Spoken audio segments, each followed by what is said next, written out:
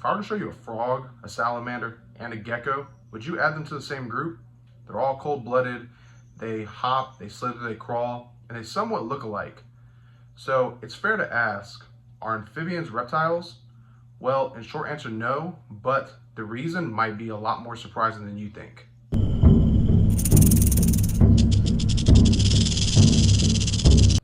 Hey everybody, welcome back to the channel. Today we're going to be talking about one of the most common animal mix-ups, and by the end of this video you'll know exactly what makes a reptile and amphibian different, and you'll truly understand why people think this in the first place.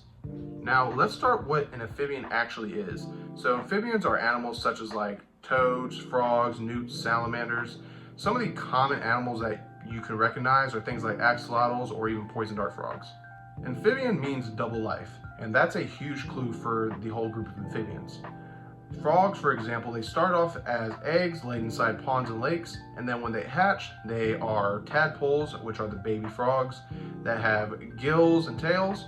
And then shortly after, something called metamorphosis happens, where the frog will then start to develop lungs, legs, lose their tails, and slowly progress to go onto land as adult frogs. Another big feature is going to be their skin.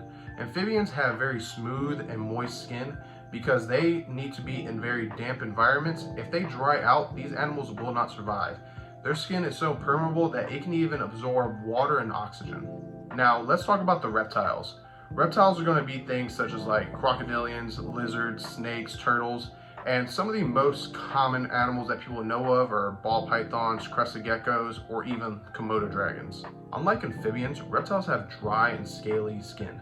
Their scales are made up of keratin, which is the same material found in the hair of humans or even the fingernails. And this means it helps prevent water loss. So they don't need to be in damp environments in order to survive. Now the eggs of reptiles are very different. Reptiles lay very hard-shelled or leathery eggs on land, so they don't need to go back to the water to reproduce, such as like amphibian eggs, which need to stay in the water. Reptile eggs don't dry out as easily. And now for the biggest difference is going to be that reptiles do not go through metamorphosis, something that amphibians do. Reptiles, when they hatch, they are basically a smaller version of their adult self.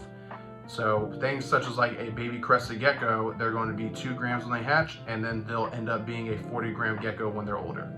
So if amphibians and reptiles are so different, then why do people confuse them? Well, that's because they are still very similar. They both are cold-blooded, so they rely on external heat sources, things such as like the sun or heat lamps, to regulate their body temperatures. And they also come from similar environments and act the same, with it being, their hopping, their moving patterns, slithering, crawling. But they come from 2 totally different, groups of families. They do follow a somewhat similar evolutionary path,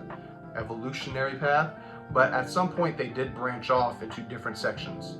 Now for the final answer, are amphibians reptiles? No. While they are similar, amphibians and reptiles are 2 totally different animal groups, having different skin types, different reproductive strategies, and totally different life cycles altogether. Now, if you did enjoy this video, please like and subscribe. Let us know what you thought about this animal breakdown. Hit that little bell notification to stay up to date with our latest uploads, and comment down below what animal groups would you like us to cover next. I appreciate you all for watching, and I'll catch you next time.